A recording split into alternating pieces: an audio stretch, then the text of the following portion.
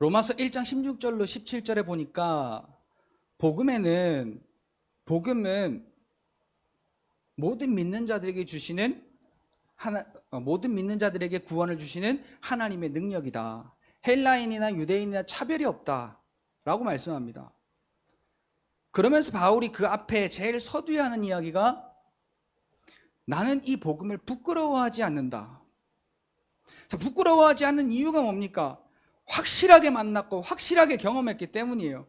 바울은 자기가 잡힐 때마다, 자기가 갇힐 때마다 왕에게도 또 대제사장들에게도 또 바리새인들에게도 자기와 만나는 모든 사람에게 다메섹 도상에서 자기가 예수님을 어떻게 만났는지, 그래서 예수님이 자기에게 어떤 은혜를 주셨고 자기를 어떻게 부르셨는지를 늘 변호합니다.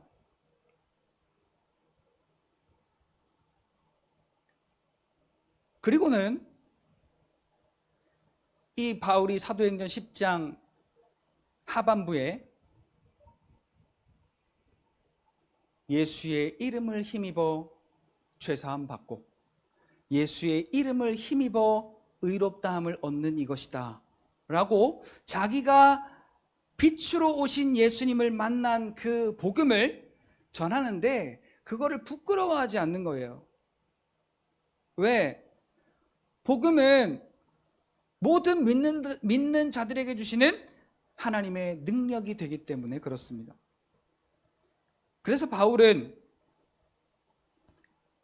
예루살렘에 올라가면 잡힐 것이다 라는 성령님의 말씀이나 또 환상을 본 그 예언자들의 말이나 그들의 말을 들을 때에 안다, 나도 그럴 줄 알지만은 성령께서도 내가 가는 곳마다 예루살렘에 올라가면 잡힐 것이다 라고 말하는 것을 알지만은 나의 달려갈 길과 내 주께 받은 사명, 그 복음의 일을 마치려 하면은, 자 여기 마치려 하면은 이라는 말이 있어요.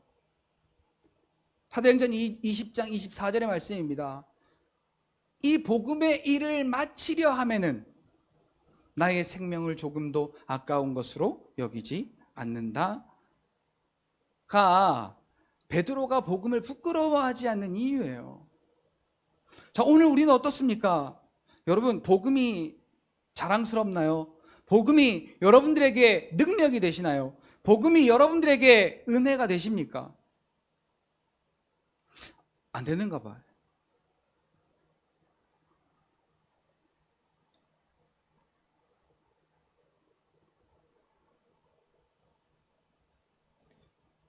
바울이 사도행전 9장에 보니까 변화된 것을 유대인들이 아무도 믿지 않습니다.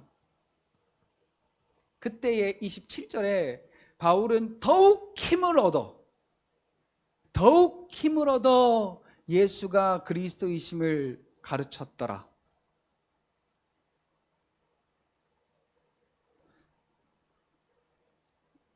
자, 여러분 자꾸 점잖아지려고 하지 말아요. 이럴 때는 제가 조금 나이가 있었으면 좋겠다는 생각이 들어. 그래서 조금 그래도 연배적인 위험이 이렇게 있게끔 나이가 조금 있었으면 좋겠다는 생각이 들어요. 자, 그러나 저러나 이게 제 앞이 아니잖아요. 하나님 앞이잖아요, 지금. 그러니까 여러분, 하나님께 전심으로 오늘 이 예배, 세상에선 그러잖아요. 열심히 하고선 하얗게 불태웠다 그러잖아요. 오늘의 우리 하루에 한 번의 예배가 그래야 돼요. 한 번의 예배가 그냥 내 감정에 좌지우지하고 내가 하고 싶은 것 그거 못 끊어서 그것 때문에 예배에 집중이 안 되고 그러면 안 돼요. 그러니까 요지는 고백하실 때 아멘을 하시건 주여를 하시건 뭘 하시건 여러분 진짜로 내 갈급함의 고백이 터져 나와야 돼요. 그냥 대충 하시지 말고.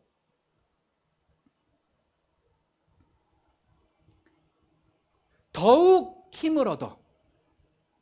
너 우리한테 그렇게 속이고 나서 우리가 혼이 싹 빠지고 나면 우리 잡아갈라 그러지. 그리고는 믿지 않습니다.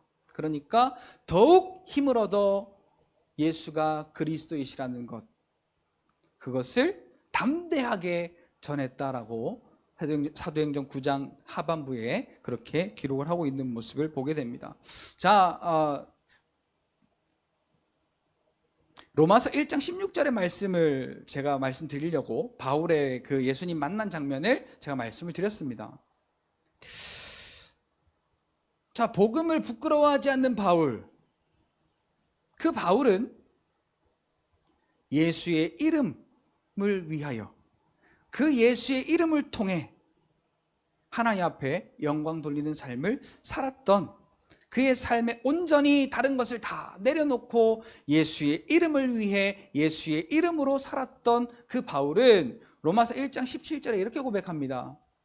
복음에는 하나님의 의가 나타나서 믿음으로 믿음에 이르게 하나니. 자, 이 믿음, 첫 번째 믿음은 예수가 그리스도이심이 저와 여러분들에게 믿어지는 거예요. 이걸 에베소서 4장 22절로 23절에 보니까 옛 옷을 벗고 하나님께서 주신 그 거룩함과 진리로 지으신 새 사람의 옷을 입은 거예요. 그런데 여기서 믿음에 이르게 하는 것은 6장에 나오는 전신갑주를 취한 거예요. 하나님의 그 복음에는 의가 나타나서 믿음으로 믿음에 이르게 하는 것, 그것이 오늘 곧 우리의 믿음이 처음 만난 그 예수 그리스도의 십자가의 그 보혈로 우리가 다시 살아서 하나님의 생명의 말씀으로 우리가 거듭나고 또 자라나는 이 과정을 통해서 오늘 저와 여러분들이 성장하게 되는 것을 말합니다. 오늘 본문에 보니까 베드로가 예수님께 말씀합니다. 예수님께 말합니다. 만일 주시거든 나를 오라 명하소서. 그러니까 예수님이 오라 그러시잖아요. 근데 베드로가 얼마나 그냥 줏대가 없는지, 줏대라고 해서는 안 되죠. 얼마나 이 좌우를 보지 않고 그냥 막 달려들었는지 그냥 그 풍랑 속으로 뛰어들었어요. 그런데 안 빠졌어요. 자, 대단한 거잖아요. 자, 이걸 두 가지 측면에서 좀 봐야 됩니다. 근데 오늘은 믿음이 적은 자여라고 왜 베드로에게 이야기를 했을까? 자, 아직 믿음으로 믿음에 이르게 하는 그 과정이 부족했던 겁니다. 자, 그래서 베드로가 이제 뛰어내려서 가다가 풍랑을 보니까 빠져갔어요. 자, 풍랑을 보며 빠져갔는데 이 베드로가 취한 행동이 뭐예요? 예수의 이름을 불렀잖아요.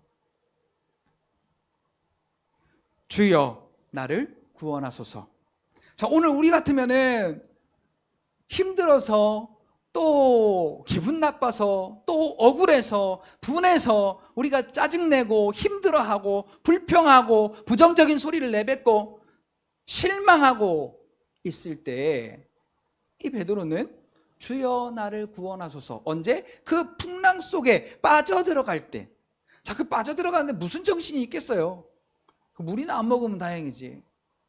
근데 주여 나를 구원하소서라고 이렇게 할 수 있었던 것이 어디에 배경이 있었냐라는 거예요. 자, 그런데 예수님이 이 모습을 보고 붙들어 배에 끌어올리신 다음에 하는 이야기가 믿음이 적은 자여라고 한 거예요. 자, 왜 믿음이 적다고 그랬을까요?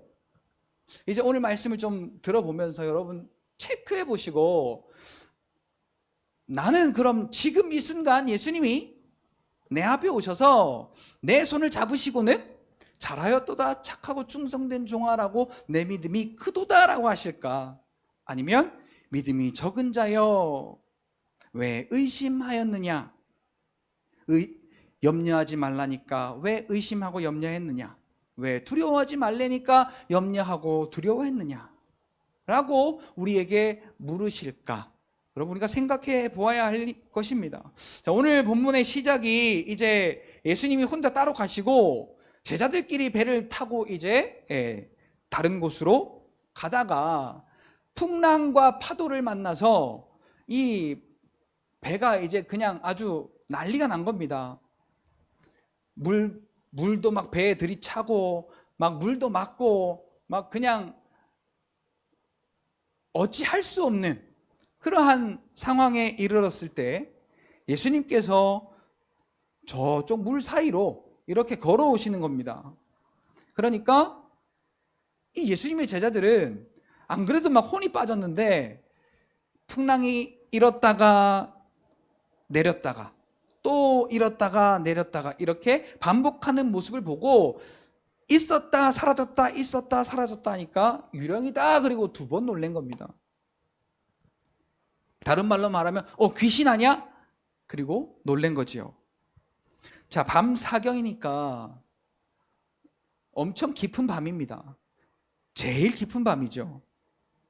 자, 밤 사경에 예수께서 바다 위로 걸어서 제자들에게 오시니 그 어두운 밤에 파도도 놀래 죽겠는데 그 파도 사이로 뭔가 왔다 갔다 하니까 제자들이 놀라서 유령이라 하며 무서워서 소리를 지를 때 예수님이 말씀하십니다.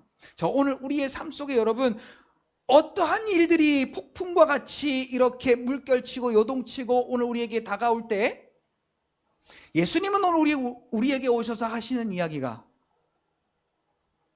안심하라, 내니 안심하라. 그리고 부활의 주님이 제자들에게 처음 나타나셔서 평안하라 라고 평강을 주셨던 것처럼 오늘 저와 여러분들에게도 예수가 그리스도이심을 믿는 저와 여러분들에게 이 평안을 날마다 공급해 주시는 함께 거하시는 하나님이심을 여러분 믿으시기를 예수님의 이름으로 축복합니다. 여러분 이 은혜를 우리가 사모해야 돼요.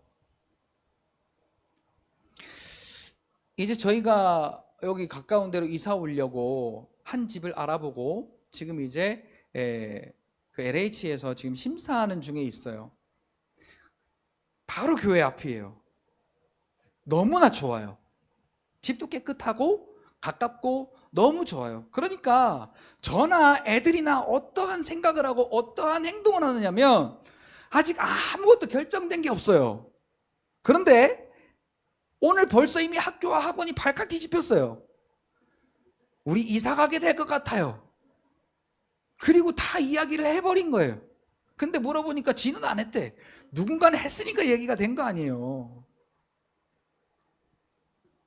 어쨌든지 그리고 거기는 언제 가냐는 둥, 또 거기 가서 뭐를 살 거냐는 둥, 하여튼 이런저런 것들을 자꾸만 생각을 해요. 생각을. 여기에 오면 무엇을 할 것인가? 여기에 오면 무엇을 어떻게 꾸밀 것인가? 여기에 오면 무엇을 어떻게 할 수 있을까? 여기에 오면 그 전에 고생하던 것을 좀 덜 할 수 있을까? 이런 생각들을 쭉 이제 하게 돼요. 저도요.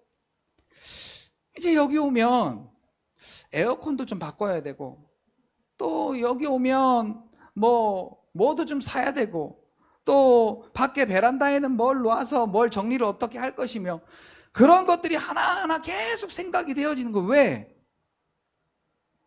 왜요? 이 집이 좋으니까. 이 집이 좋아서 여기에 올 생각을 하니까. 그리고요, 제가 여기 교회에 있으면 창문을 열어도 저기가 보이는 거예요. 2층에 있어도 저기가 보이는 거예요. 4층에 있어도 저기가 보이는 거예요. 여기 계단을 내려와도 계단에 붙은 창문으로 그 집이 보이는 거예요. 왜 그러겠어요? 홀릭에 빠졌어요. 꼭 돼야 되는데 그러면서 홀릭에 빠졌어요. 자, 그런데 이 풍랑을 잔잔하게 하시고 풍랑에 빠진 베드로를 손을 잡아 건져 일으키시는 그 구원자 예수님, 능력의 예수님, 그 예수님을 바라는 우리의 마음은 어떠냐라는 거죠. 그분이 우리에게 평안을 주셨고, 그분이 우리에게 하나님의 나라를 주셨고, 그분이 우리에게 하나님 나라에 속한 그 모든 복을 우리에게 주셔서 우리가 이제는 세상에 속한 자가 되지 아니하고 하나님 나라에 속한 자로서 이제는 장차 마지막 날에 갈 그 나라를 우리가 소망하고 사모하며 바라보며 살아가는 우리가,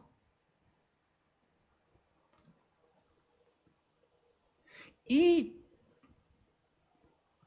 집 하나에도 여기에 들어갈 수 있다라는 생각을 하니까 여러 가지 생각을 하게 되는데, 그러니까 나쁜 생각이 아니라 여기를 가면 얼마나 좋을까, 여기에 가면 또 이것도 바꾸고 저것도 바꾸고 이렇게 꾸미고 저렇게 꾸미고 그 전에 이렇게 힘들었던 것도 이렇게 편해지고 이런 생각들을 하나부터 10가지씩 내려놓고 늘어놓고 어디를 바라봐도 저 집이 보이는데 참 신기하더라고요. 창문을 열면 저 집이 보여. 계단을 내려올 때도 저 집이 보여. 제가 안 그랬었거든요. 여기 와서 4년 동안 그냥 눈에 보였지 딱 콕 집어서 와 저기 라고 딱 주목하여 보이질 않았어요. 그런데 여기 와야겠어. 그리고 집을 알아보다가 그 집을 딱 들어가서 보고 난 다음에 이 집은 꼭 와야 돼. 그렇게 생각한 뒤로부터는 제 눈에 오직 저기만 보이는 거예요. 자, 오늘 우리가 그렇게 바람 때문에 놀라고 파도 때문에 놀라고 유령 같은 그러한 모습 때문에 두려워 놀라는 그러한 모든 상황들 속에 예수님은 오늘 우리에게 평안을 주시는 분, 안식을 주시는 분, 그리고 우리의 손을 잡아 일으켜 주시는 분일 뿐만 아니라, 자, 왜 베드로더러 믿음이 작은 자여라고 했을까? 주님 찾았잖아요. 빠질 때 주님 찾았잖아요. 오늘 우리도 아프면 뭐 찾아요? 예수 이름 찾잖아요. 근데 그 소리가 믿음이 적은 자여라는 소리가 될 수도 있다는 거예요. 부르지 말란 이야기가 아니에요. 예수의 이름만이 구원의 이름이고 예수의 이름만이 죄사함의 이름이라고 성경에 기록이 되어 있어요. 근데 뭐가 문제냐? 왜 빠졌어요? 의심하여 빠졌어요. 자, 그리고 의심하여 빠지니까 막 이제 어떻게 할 수가 없으니까 주의 이름을 찾은 거예요. 그런데 예수님이 이 땅에 오신 것은 오늘 우리로 하여금 우리더러 하나님 이렇게 좀 도와주세요, 저렇게 좀 도와주세요, 이것 좀 처리해 주세요, 이것 좀 어떻게 좀 해주세요가 아니라 오늘 우리에게 아들 예수 그리스도 안에 있는 모든 능력, 그 이름의 모든 능력을 우리에게 주시고 우리로 하여금 그 풍랑과 같은 존재, 그 파도와 같은 존재, 그 요동치는 바람과 같은 이 땅의 모든 시험을, 악한 영의 모든 그 육체의 소욕을 이기라고 우리에게 그 모든 것을 다 주신 것을 예수님이 말씀하고 계신 겁니다. 자, 이 사실을요, 오늘 이것과는 좀 별개의 이야기지만 비슷한 이야기로 아까 처음에 제가 마가복음 6장 52절 말씀을 말씀드렸어요. 이것도 마찬가지로 배를 타고 가다가 풍랑 때문에 놀라는 장면이에요. 자, 근데 그 바로 직전에 무슨 사건이 있었냐면 오병이어의 사건, 그러니까 베세다의 들녘에서 예수님이 떡을 떼신 장면이에요. 생명의 떡을 떼신 장면이에요. 자, 근데 마가복음 기자가 그 풍랑의 그 파도에 놀라는 제자들의 모습을 보고 52절에 예수님이 떡 떼시던 것을 기억하지 못하고 그들의 마음이 둔하여져 감이라. 자, 이게 자꾸 의심하는 거예요. 말씀은 그렇다는데 현실은 안 그런 거예요. 말씀과 현실 속에 그 사이에 있는 딜레마가 우리를 자꾸 혼란스럽게 하는 거예요. 자, 오늘 본문으로 다시 넘어와서요, 베드로가 너무나도 당당하게 이렇게 말합니다. 당차게 만일 주이시거든 나를 명하여 거기로 오라 하시오. 여러분, 이거 대단한 겁니다. 여러분 같으면 그렇게 그 마음이 들겠어요? 아마 무서워서 오금절일 거예요. 파도 바로 앞에서 그렇게 요동치는 파도를 보면. 근데 베드로는 그 파도 사이에 비추시는 예수님의 모습을 보고 만일 주이시거든 나로 명하여 거기로 오라 하시오. 그러니까 예수님께서 오라 하시잖아요. 명하여서 오라 하시니까 베드로가 풍덩 뛰어들었는데 풍덩한 게 아니라 물 위를 걷게 되었다는 사실이죠. 그런데 베드로도 사람인지라, 자, 이 여기서 사람은 성령 받기 전에 베드로를 말하는 겁니다. 베드로도 아직 성령 받기 전에 베드로라 주위에 있는 풍랑을 바라보게 됩니다. 예수님을 바라보고 갈 때는 걸었습니다. 그런데 주위의 풍랑을 바라보니까 빠질 것 같은 거예요. 무서움이 확 밀려왔어요. 자, 이 현실을 우리가 부정하지 않을 때 오늘 우리는 믿음에서 점점 멀어지게 됩니다. 자, 근데 이게 당연한 줄 알고 마가복음 6장 52절 말씀처럼 예수님의 그 십자가의 사건을 통해 구원받았음을 우리가 알면서도 경험했으면서도 믿음으로 고백했으면서도 그리고 여러분 얼마나 때때로 많이 경험하셨어요.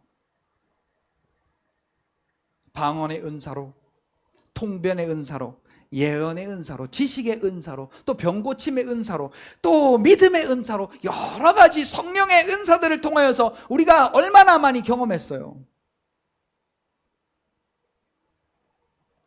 뜨겁게 경험했죠. 뜨겁게. 진짜 그때는요 2시간을 한 번 찬양하면 찬양도요 한 번 찬양하면 2시간을 막 뛰면서 진짜 그때가 마지막이라고 생각하고 얼마나 혼신을 다해서 찬양했는지 몰라요. 그러고 나면 이렇게 탁 쓸어내리면 여기에서 소금이 막 떨어졌어요. 그냥 너무 기쁜 거예요. 근데 너무 감사하고.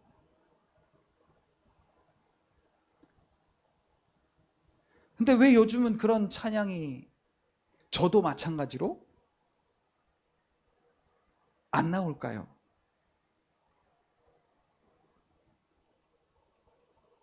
이 자체가 오직 내 앞에서 나를 바라보시고 나를 오라 명하시는 예수님을 보는 것이 아니라 여기에 환경을 바라보고 또 상황을 바라보고 아까 제가 처음에 속상하다 그랬잖아요. 이 모습을 보고 저도 육신적으로 감정이 드는 거예요. 속상한 감정이 드는 거예요.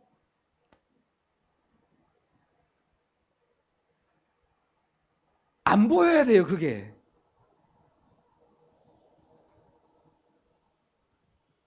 자, 이러한 모습을 보시고 자, 근데 베드로가 빠져갈 때 이랬어요. 주여 나를 도우소서.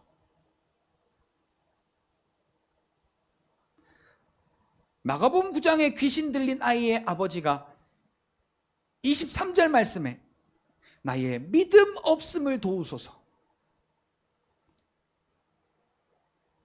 자, 오늘 우리의 믿음의 근원이 어디인지, 믿음의 기본이 무엇인지 그 자체가 우리에게 깨달아지지 아니하면 자꾸만 허탑 쌓는 거예요. 그러면 바람 불면 넘어져 버리는 거죠.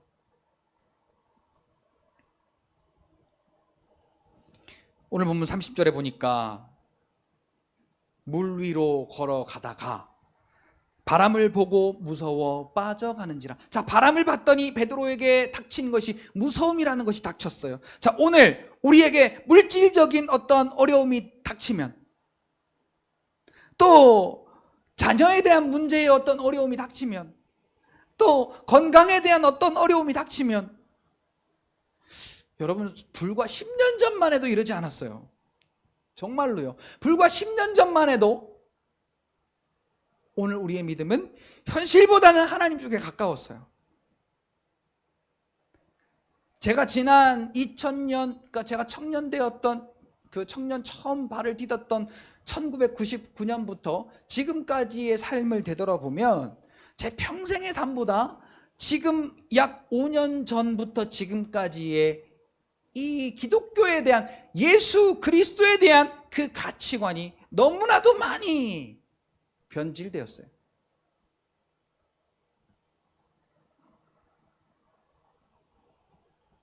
베드로처럼 혹시라도 믿음이 부족할지라도 문제 때문에 우리가 고통을 당하면 예수님께 나와서 엎드렸어요. 부르짖었어요. 기도했어요. 그런데 요즘은 세상의 방법으로 우리의 구원자를 찾아서 다니기가 얼마나 당연하게 여겨지는지, 코로나 때문에 우리에게 또 한 가지 당연하게 여겨진 것, 비대면 예배라는 것. 분명히 히브리서 10장 25절 말씀에는 모이기를 패하지 말라 그랬어요. 모이기를 패하는 자들의 어떤 습관들처럼 그렇게 하지 말고 마지막이 가까움을 볼수록 우리는 더욱더 모이기를 힘써라 그랬는데, 우리 교회처럼 이렇게 성도의 수가 작은 교회도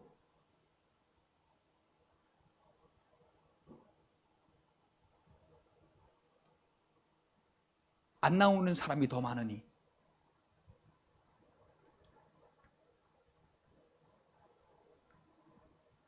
내 상황이 이래서가 아니라, 여러분 오늘 우리가 이 말씀을 어디서 듣든 간에 말씀 앞에 내 모습을 봐야 돼요.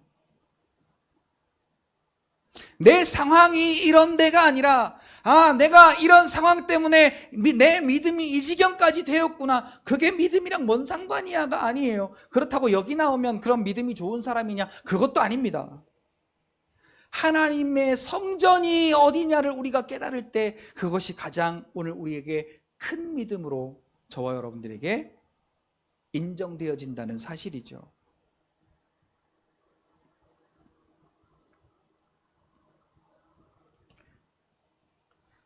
자, 베드로가 물에 빠져갈 때 뭘 보고 빠졌어요?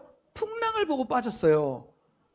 자, 그런데 여러분, 이 풍랑과 같은 존재가 뭐냐 하면 고린도전서 10장 13절 말씀을 보니까 이 풍랑의 존재가 뭔지를 알 수 있어요. 자, 예수님은 잡아 일으켜서 건져주신 분이에요. 풍랑을 주신 분이 아니라. 그리고 풍랑을 가를 수 있는 능력을 베드로에게 주셨어요. 그럼 이 풍랑은 뭐냐? 오직 하나님은 미쁘사 너희가 감당하지 못할 시험을 허락하지 아니하시고, 하나님은 분명히 감당하지 못할 시험, 자, 풍랑을 보고 빠져서 죽을 만한 그런 시험은 하나님이 주신 적이 없다라는 거예요. 그럼 이걸 누가 준 거예요? 하나님을 대적한 악한 영들이 준 거죠. 그것들과 능히 대적하여 우리가 싸워 승리하여 서도록 하나님의 전신갑주를 우리에게 주셨고, 그 전신갑주 중에서 우리에게 가장 먼저 필요한 것이 진리의 허리띠라는 것입니다. 진리가 무엇이죠?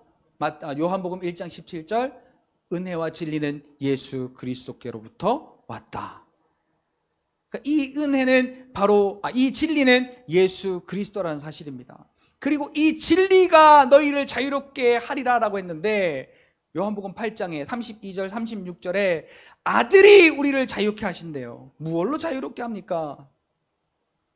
오늘 우리를 자유롭게 하신 게 무엇로 자유롭게 했어요? 십자가의 능력으로 오늘 저와 여러분들을 자유롭게 했는데, 이것은 죄와 사망의 종노릇하던 우리를 완전히 그 존재 자체를 없애버려서, 마귀의 일을 없애버려서, 히브리서 2장 14절 그리고 요한일서 3장 18절 말씀에 보니까 마귀의 일을 멸하시고 마귀를 멸하신 예수 그리스도의 그 십자가의 보혈의 피로 오늘 우리를 죄의 사망의 종로로 타던 곳에서부터 우리를 자유롭게 하셨다라는 겁니다.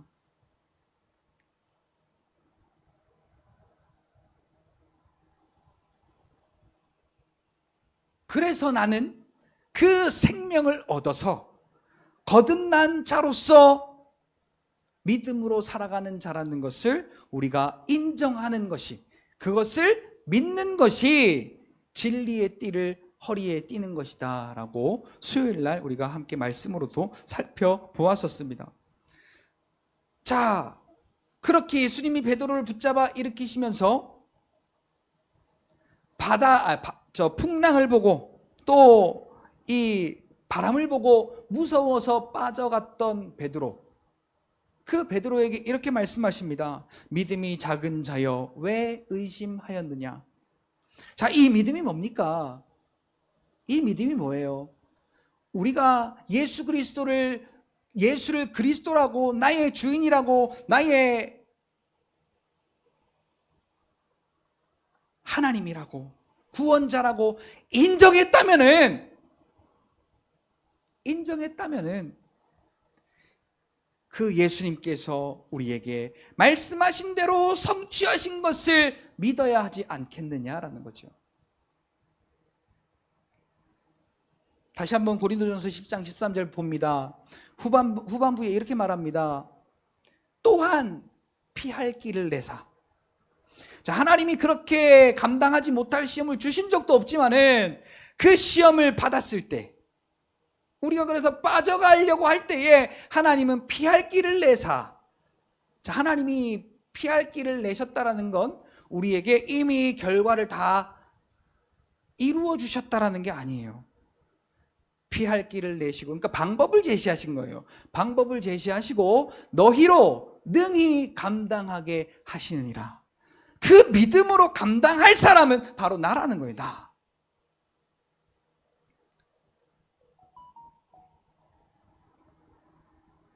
그런데 베드로는 주는 그리스도시요 살아계신 하나님의 아들입니다 라고도 신앙 고백을 했습니다. 그래서 엄청난 예수님의 극찬과 함께 다른 제자들은 아무도 받아보지 못한 복을 먼저 대표해서 받은, 우리 학교에서 뭐 우등상을 3명 타는데 그 중에 성적이 제일 좋은 사람이 나가서 대표로 받을 때 그 얼마나 뿌듯하고 어깨가 이렇게 펴지고 기분이 좋아요. 저는 한 번도 그렇게 나가보진 못했어요.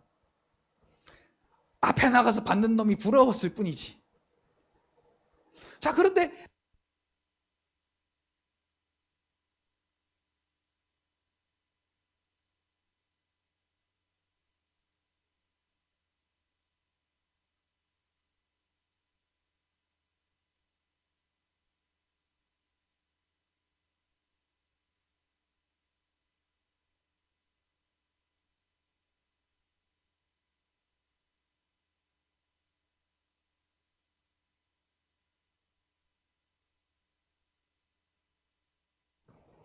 정신없이 한 주를 살아온 게 증명이 되네요. 자, 베드로가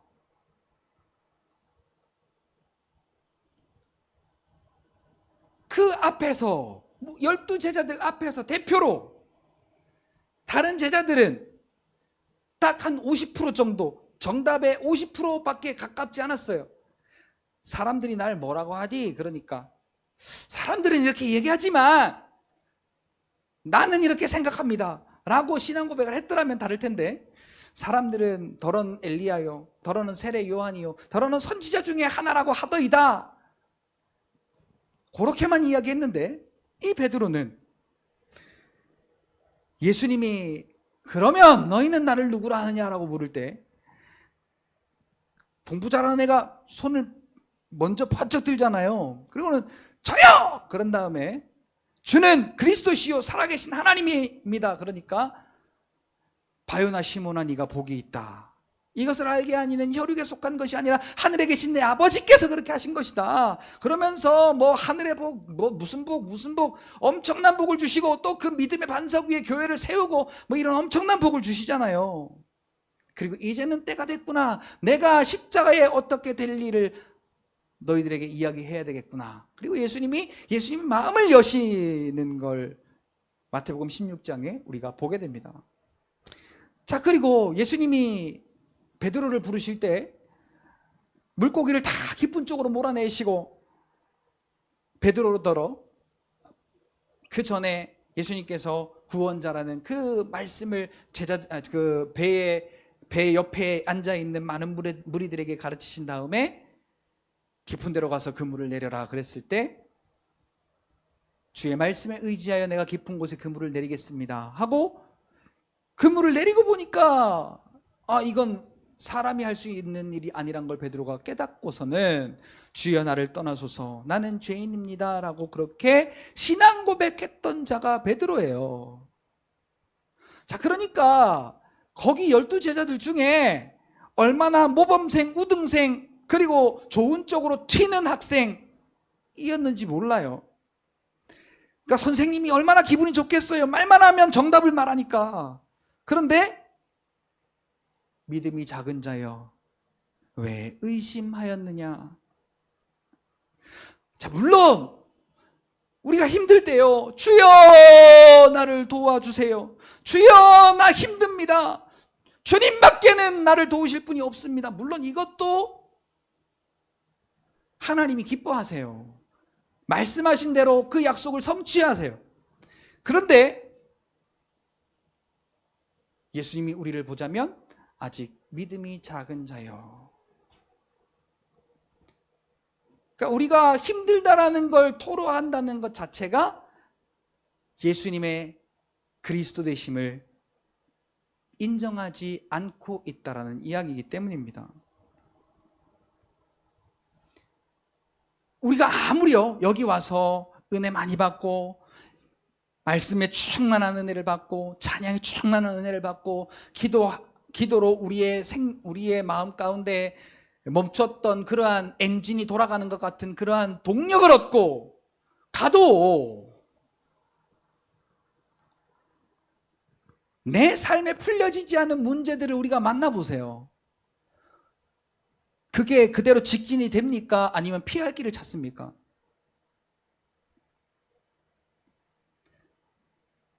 마귀가요 우리의 약점을 얼마나 잘 아는지 몰라요. 그래서 베드로전서 5장 7절에 보니까 근신하라 깨어라.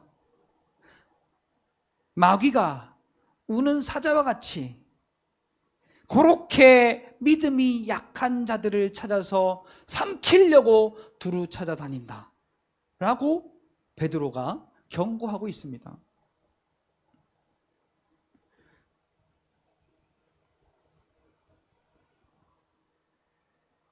자, 그런데 오늘 결론의 말씀은 이렇게 드리고 싶습니다. 어쨌든지 간에 무대포 정신이 우리에게 좀 있어야 돼요.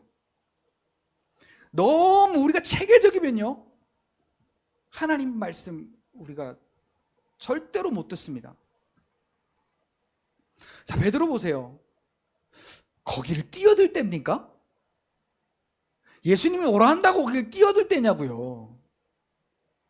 아브라함 보세요. 창세기 17장에 보니까 내가 내년 이맘때에 아들 줄게 그러니까 그때 아브라함 99세잖아요. 사라가 89세고. 그러니까 아브라함이 뭐라 그래요? 속으로 웃어.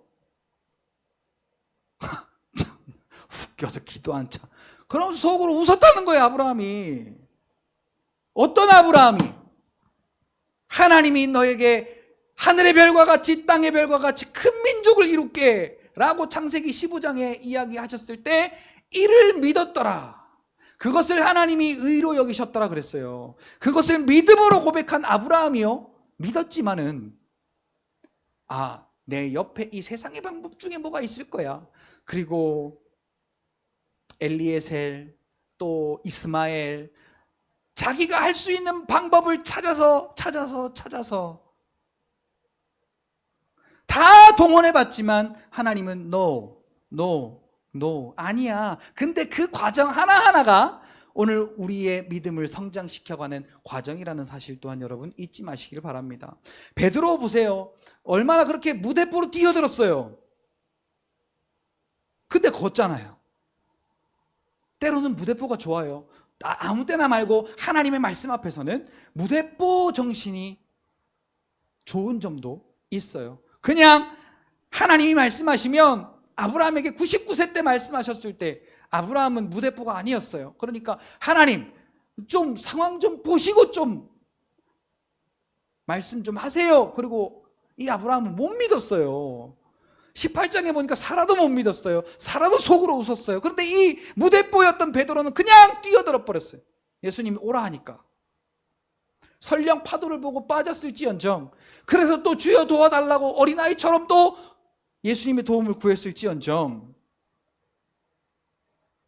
그 풍랑 너머로 보이시는 예수께로 가려고 하는, 그리고 예수님이 부르시니까 다 제쳐두고 뛰어들어가는, 다른 제자들은 아무도 뛰어들었다는 사람이 한 사람도 없어요. 오직 베드로만 뛰어들었어요.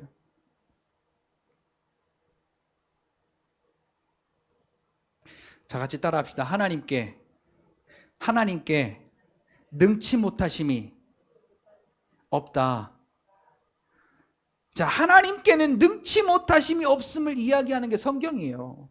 그 능하지 못한 것이 없는 능력으로 오늘 우리와 함께 하시고 오늘 우리를 도우시는 분이 하나님이세요. 자, 오늘 우리의 이 삶의 순간순간 좌충우돌 할 때마다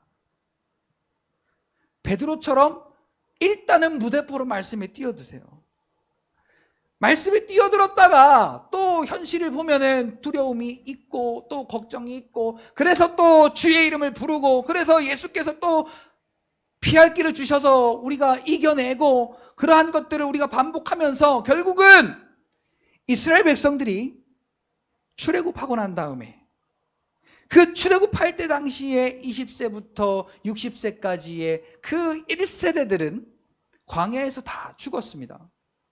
왜 죽었죠? 왜 죽었어요? 하나님 말씀 불순종하다가 죽었어요. 대표적인 예로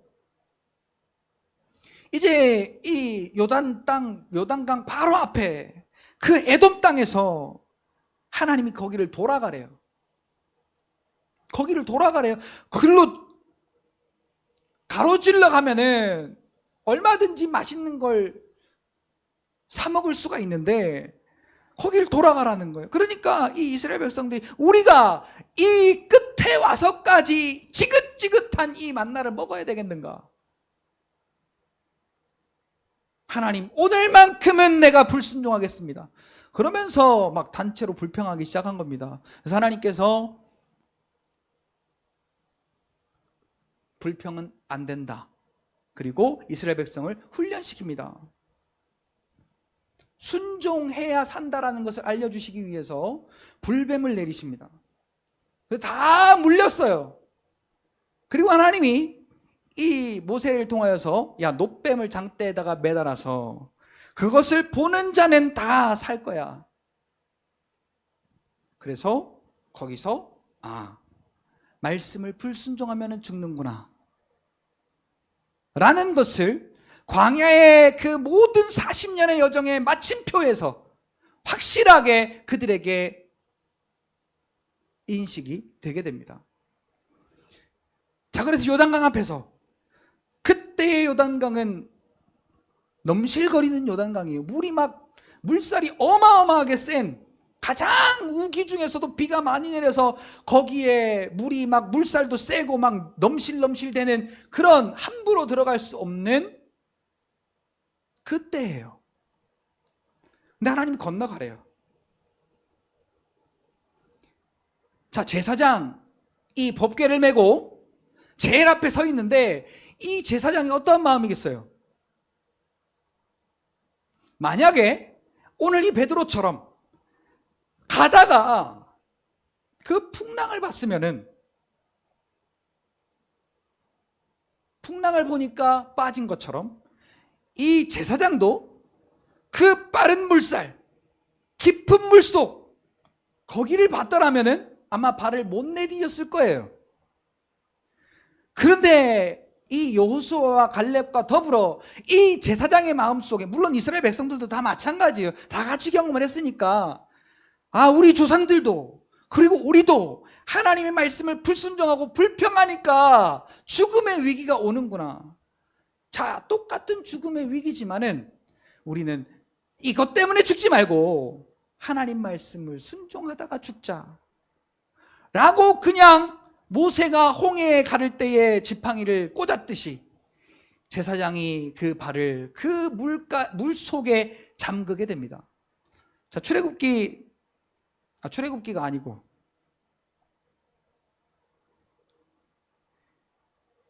민수기에 보니까 그 발이 잠김에 그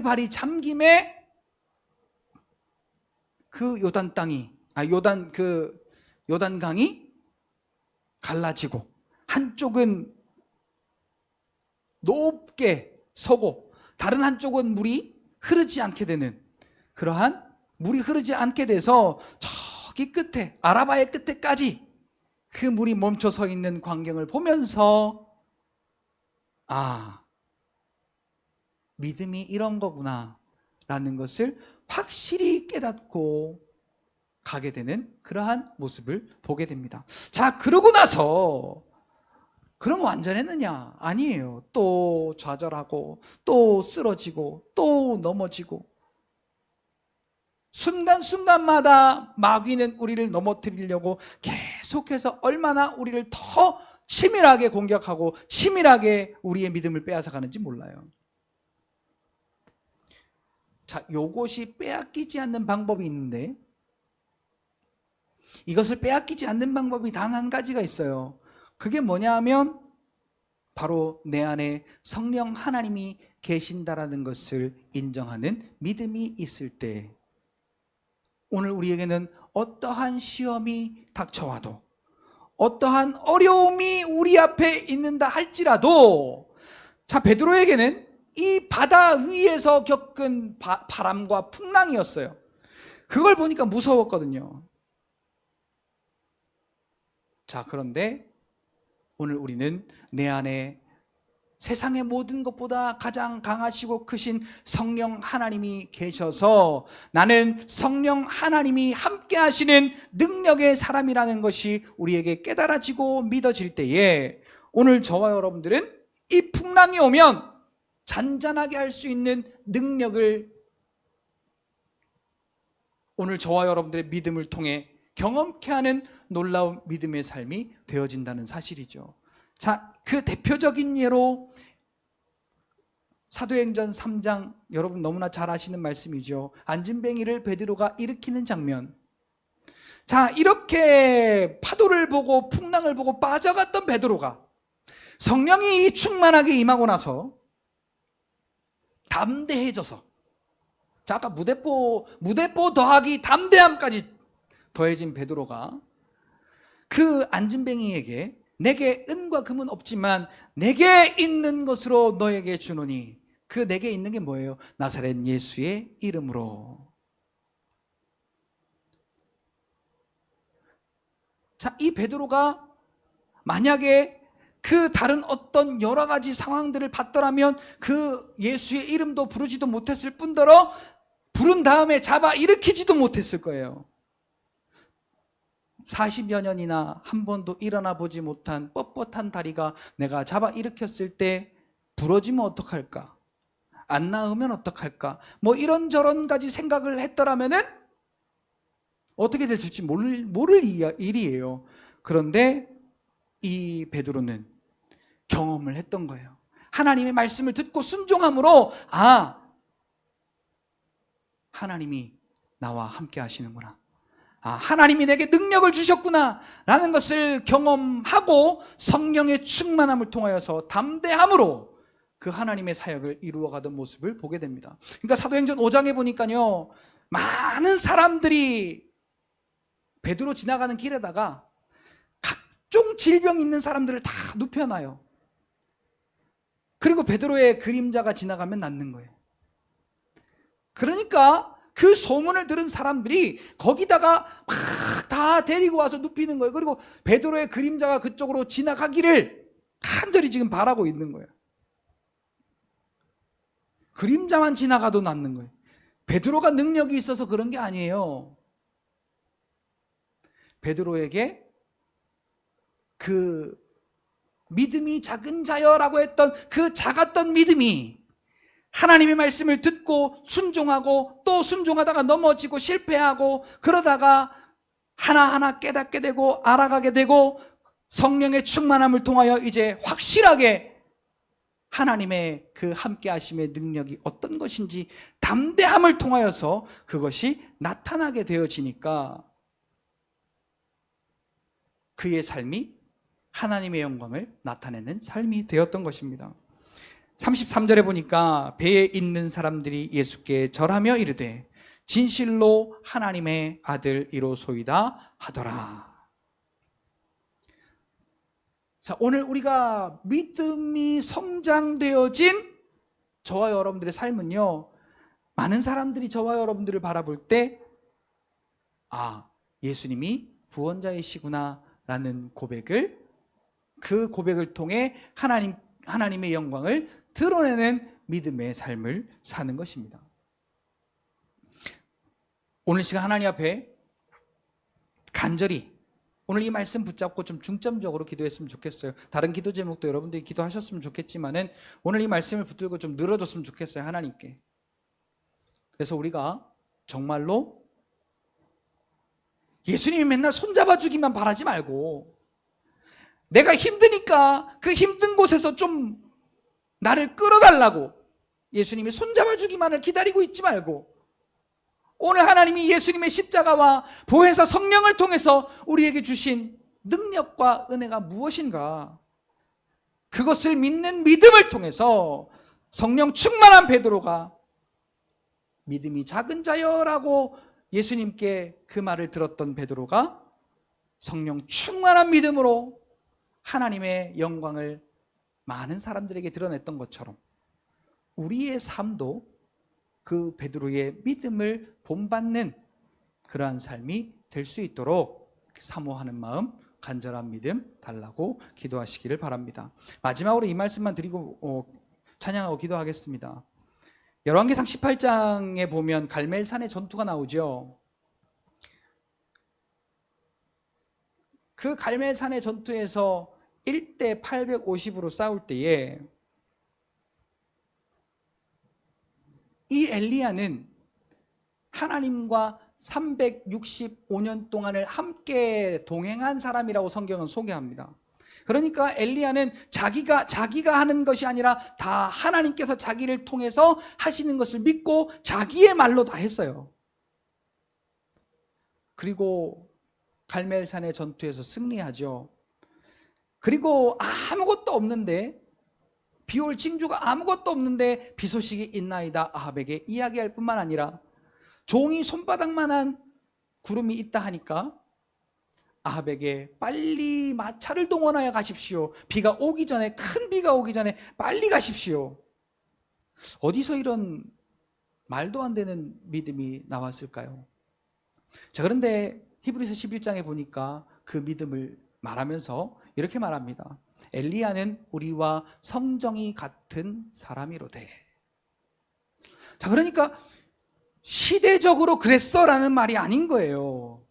엘리야나 나나 똑같은 사람이라는 거예요. 똑같은 하나님, 똑같은 예수님, 똑같은 성령님을 믿는 믿음의 사람이라는 거예요. 똑같은 구원을 받은 사람이라는 거예요. 똑같이 하나님이 동행하시는 사람이라는 거예요. 근데 엘리야가 하는 일을, 바울이 했던 일을, 이 베드로가 했던 일을 오늘 우리는 그건 누가 하는 거야? 그건 누구누구만 하는 거야. 나는 이래서 안 되고 나는 저래서 안 되고 이건 이래서 못하고 저건 저래서 못하고 온갖 내 지식과 내 교만에 빠져서 똑같은 하나님의 능력이 다르게 나타날 뿐입니다. 이제는 오늘 우리도 그 베드로와 같은, 또 바울과 같은, 또 엘리야와 같은 그런 믿음을 통해서 하나님의 구원의 역사들이 우리의 삶을 통해 많이 일어나는 그런 믿음의 삶을 살기를 우리가 간절히 기대하고 사모하며 이 시간 기도의 자리로 나아가길 원합니다. 제가